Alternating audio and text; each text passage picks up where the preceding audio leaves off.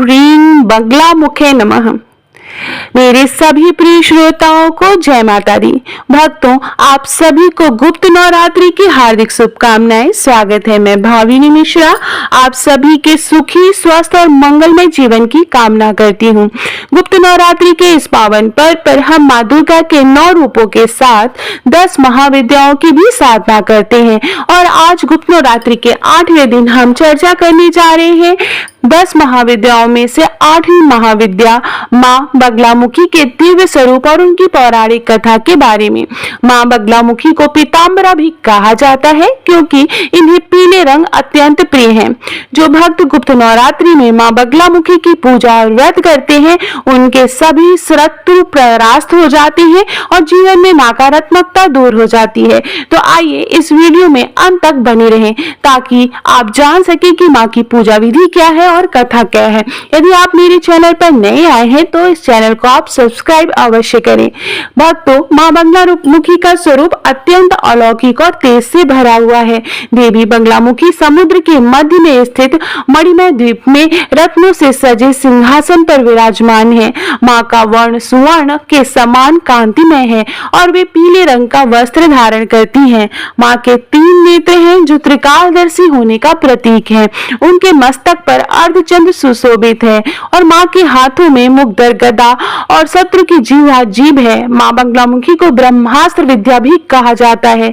इसका अर्थ है कि इनकी साधना कभी निष्फल नहीं होती। अगर जीवन में कोई कोर्ट कचहरी का विवाद हो, शत्रुओं द्वारा बाधा उत्पन्न की जा रही हो या कोई नकारात्मक ऊर्जा आपको परेशान कर रही है तो माँ बगलामुखी की साधना सर्वश्रेष्ठ मानी जाती है।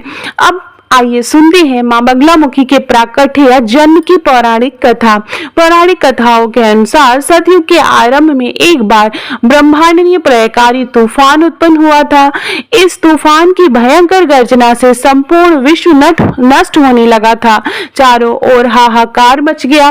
प्रलय इतनी भयानक थी कि सूर्य का प्रकाश तक छिप गया और समस्त लोगों के जीवों की रक्षा करना असंभव हो गया। संसार को इस भयानक विनाश से बचाने का कोई मार्ग न सूझ रहा था। तब सभी देवता और ऋषिगण भगवान विष्णु की शरण में गए। भगवान विष्णु उस समय समुद्र में शेष नैया पर योग निद्रा में थे। जब देवताओं ने उनसे प्रार्थना की तो भगवान विष्णु ने बताया कि इस प्रलय को रोकने के लिए केवल आदिशक्ति ही समर्थ है।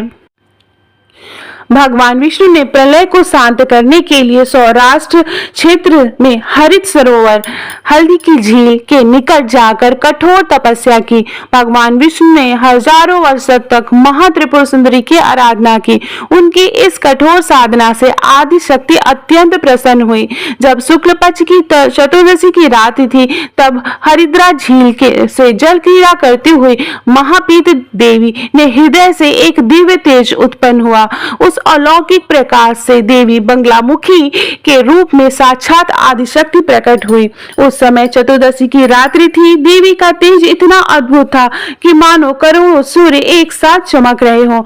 माँ के रूप को देखकर प्रलय का सारा तूफान उसी क्षण थम गया। सृष्टि में पुनः शांति और संतुलन स्थापित हो गया। माँ बगलामुखी ने भगवान विष्णु को दर्शन दिए और सृष्टि की रक्षा का आशीर्वाद दिया।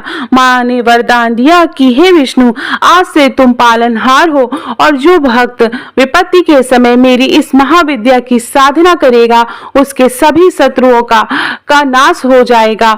इसलिए माँ बगलामुखी को स्तंभ की देवी भी कहा जाता है। तब से गुप्त नवरात्रि के 8वें दिन इनकी विशेष पूजा अर्चना की जाती है।